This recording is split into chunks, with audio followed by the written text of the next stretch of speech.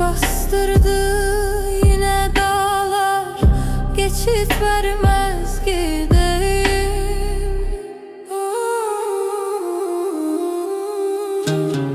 Hiç yokuşundan öteye varıp yüzüm süreyim.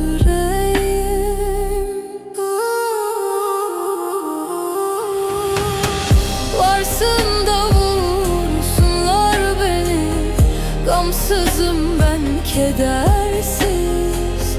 Ölüm benim can yoldaşım, halkım sürgün çaresiz. Varsın da vursunlar beni, gamsızım ben, kedersiz. Ölüm benim can yoldaşım, halkım sürgün çaresiz.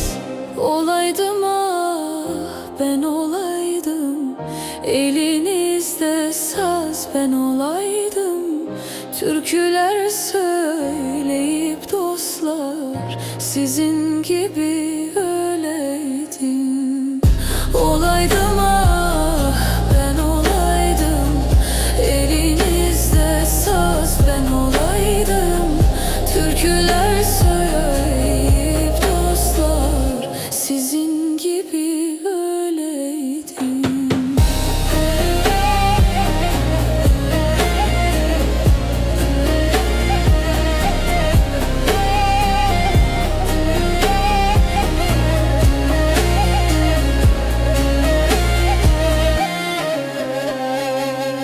Varsın da vursunlar beni, gamsızım ben, kedersiz.